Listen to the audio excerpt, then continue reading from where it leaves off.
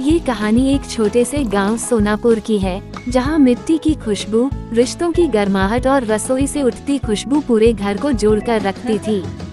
इसी गांव में रहता था चौधरी परिवार। एक बड़ा सा पुराना घर, सामने आंगन, पीछे तुलसी का चौरा और घर के बीचों बीच एक लंबी रसोई जिसकी 3 खिड़कियां थीं। इन 3 खिड़कियों की वजह से ही इस कहानी का नाम पड़ा 3 बहुओं की खिड़की रसोई। चौधरी परिवार। चौधरी हरिवंश सिंह गांव के सम्मानित व्यक्ति थे। उनके 3 बेटे थे। रमेश सबसे बड़ा, सुरेश मंझला, महेश सबसे छोटा। तीनों बेटों की शादियां हो चुकी थीं और घर में 3 बहुएं आई थीं। बड़ी बहू सीमा शांत, समझदार और अनुशासन प्रिया। मंझली बहू रेखा तेज दिमाग, बातूनी और चतुर। छोटी बहू काजल भोली, मेहनती और दिल की साफ।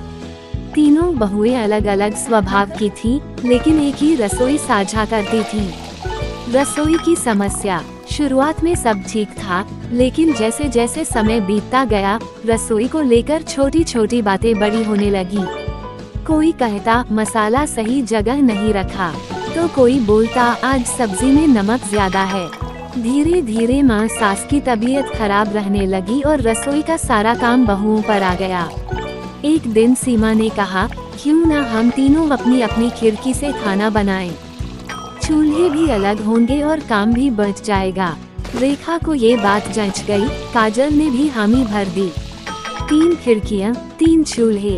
अगले ही दिन रसोई में 3 अलग अलग चूल्हे लगाए गए, हर खिड़की के पास एक। पहली खिड़की पर सीमा, दूसरी पर रेखा, तीसरी पर काजल। अब हर बहू अपनी खिड़की से खाना बनाने लगी। लेकिन यहीं से असली कहानी शुरू होती है, मुकाबला शुरू। सीमा सोचती, मैं सबसे बड़ी बहू हूँ, खाना सबसे अच्छा मेरा ही होना चाहिए।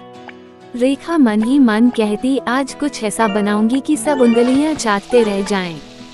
काजल बस इतना चाहती थी, सब खुश रहें, बस यही काफी है। धीरे धीरे ये रसोई एक मुकाबले में बदल गई। स्वाद की परीक्षा। एक दिन ससुर जी ने कहा, आज तीनों बहुएं अपने हाथ का खास खाना बनाओ।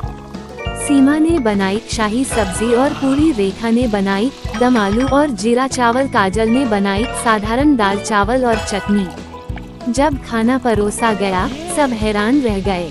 सबसे ज्यादा तारीफ काजल के साधारण खाने की हुई। ईर्ष्या और सीख। रेखा को थोड़ा बुरा लगा, सीमा भी चुप हो गई। माँ सास ने तब कहा, खाने का स्वाद सिर्फ मसालों से नहीं, मन से आता है। ये बात तीनों बहुओं के दिल में उतर गई। मुश्किल समय। कुछ दिन बाद गांव में अकाल जैसे हालात हो गए। घर में अनाज कम पड़ने लगा। अब कोई मुकाबला नहीं था, बस मिलकर घर चलाना था। तीनों बहुएं साथ बैठकर योजना बनाने लगी। एकजुटता। अब तीनों खिड़कियों पर अलग अलग नहीं, बल्कि मिलजुल कर खाना बनने लगा। कभी सीमा सब्जी काटती, कभी रेखा मसाला पीसती और काजल चूल्हा संभालती। घर फिर से खुशियों से भर गया। गांव की पहचान। धीरे धीरे चौधरी परिवार की रसोई पूरे गांव में मशहूर हो गई।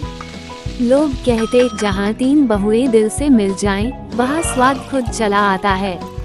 ये कहानी एक छोटे से गांव सोनापुर की है, जहां मिट्टी की खुशबू, रिश्तों की गर्माहट और रसोई से उठती खुशबू पूरे घर को जोड़कर रखती थी। इसी गांव में रहता था चौधरी परिवार। एक बड़ा सा पुराना घर, सामने आंगन, पीछे तुलसी का चौरा और घर के बीचों बीच एक लंबी रसोई जिसकी 3 खिड़कियां थीं। इन 3 खिड़कियों की वजह से ही इस कहानी का नाम पड़ा बहुओं की खिड़की रसोई। योजक चिन्ह, योजक चिन्ह, योजक चिन्ह। भाग 1। चौधरी परिवार। चौधरी हरिवंश सिंह गांव के सम्मानित व्यक्ति थे। उनके 3 बेटे थे। रमेश सबसे बड़ा, सुरेश मंझला, महेश सबसे छोटा। तीनों बेटों की शादियां हो चुकी थीं और घर में 3 बहुएं आई थीं। बड़ी बहू सीमा शांत, समझदार और अनुशासन प्रिया। मंझली बहू रेखा तेज दिमाग, बातूनी और चतुर। छोटी बहू काजल भोली, मेहनती और दिल की साफ। तीनों बहुएं अलग अलग स्वभाव की थीं, लेकिन एक ही रसोई साझा करती थीं। रसोई की समस्या। शुरुआत में सब ठीक था, लेकिन जैसे जैसे समय बीतता गया, रसोई को लेकर छोटी छोटी बातें बड़ी होने लगी। कोई कहता मसाला सही जगह नहीं रखा, तो कोई बोलता आज सब्जी में नमक ज्यादा है। धीरे धीरे माँ सास की तबीयत खराब रहने लगी और रसोई का सारा काम बहुओं पर आ गया। एक दिन सीमा ने कहा, क्यों ना हम तीनों अपनी अपनी खिड़की से खाना बनाएं। चूल्हे भी अलग होंगे और काम भी बच जाएगा। रेखा को ये बात जच गई। काजल ने भी हामी भर दी। 3 खिड़कियाँ, 3 चूल्हे। अगले ही दिन रसोई में 3 अलग अलग चूल्हे लगाए गए, हर खिड़की के पास एक। पहली खिड़की पर सीमा, दूसरी पर रेखा, तीसरी पर काजल। अब हर बहू अपनी खिड़की से खाना बनाने लगी। लेकिन यहीं से असली कहानी शुरू होती है। मुकाबला शुरू। सीमा सोचती, मैं सबसे बड़ी बहू हूँ, खाना सबसे अच्छा मेरा ही होना चाहिए।